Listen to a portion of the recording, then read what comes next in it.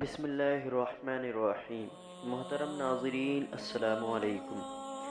حضرت محمد صلی اللہ علیہ وسلم اور حضرت جابر رضی اللہ تعالی عنہ کا واقعہ۔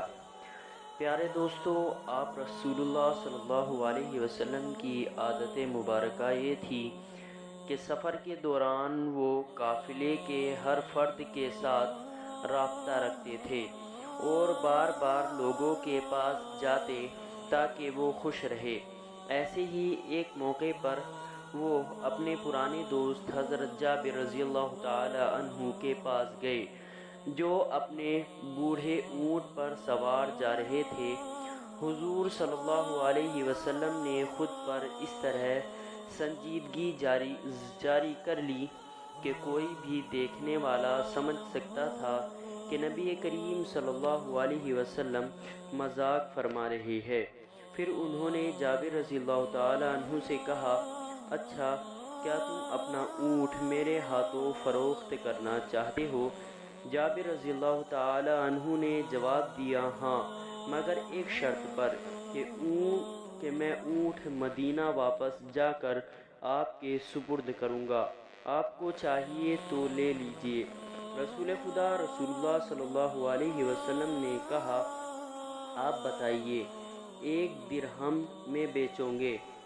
پھر جابر رضی اللہ تعالی عنہ نے کہا، اے اللہ کے نبی صلی اللہ علیہ وسلم، آپ مجھے لوٹنا چاہتے ہیں؟ پھر آپ رسول اللہ صلی اللہ علیہ وسلم نے قیمت بڑھائی تو چلو 2 درہم لے لو۔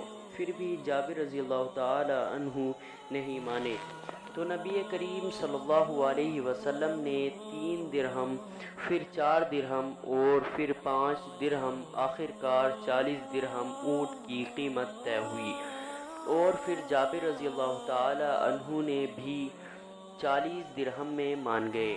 پھر نبی کریم صلی اللہ علیہ وسلم نے چند ادھر ادھر کی باتیں کی اور قافلے میں کسی اور شخص سے ملاقات کے لیے روانہ ہو گئے۔ مدینے واپس پہنچ کر جابر رضی اللہ تعالی عنہ نے اپنی بیوی سے تمام ماجرا سنایا اور بتایا کہ کس طرح سفر کے دوران رسول خدا صلی اللہ علیہ وسلم سے خوشگوار ملاقات ہوئی تھی۔ ان کی زوجہ بہت ہی نیک تھی۔ پھر ان کی زوجہ نے حضرت جابر رضی اللہ تعالی عنہ سے اصرار کیا کہ وہ رسول اللہ صلی اللہ علیہ وسلم کی بات کو مذاق تصور نہ کرے، بلکہ اونٹ رسول اللہ صلی اللہ علیہ وسلم کے گھر لے جائے۔ جب رسول اللہ صلی اللہ علیہ وسلم کو اطلاع ملی تو وہ مسکرائے اور انہوں نے اپنے خزانچی کو حکم دیا کہ جابر کو 40 درہم ادا کر دیے جائے۔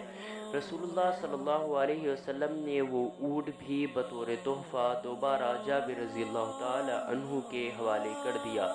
یہ اونٹ اس کے بعد بھی کئی سال تک حضرت جابر رضی اللہ تعالی عنہ کے پاس رہا۔ جب بھی جابر رضی اللہ تعالی عنہ کو اس واقعے کی یاد آتی تو وہ رسول پاک صلی اللہ علیہ وسلم کے اس یادگار تحفے کو دیکھتے تو نبی کریم صلی اللہ علیہ وسلم کی یاد میں کھو جاتے۔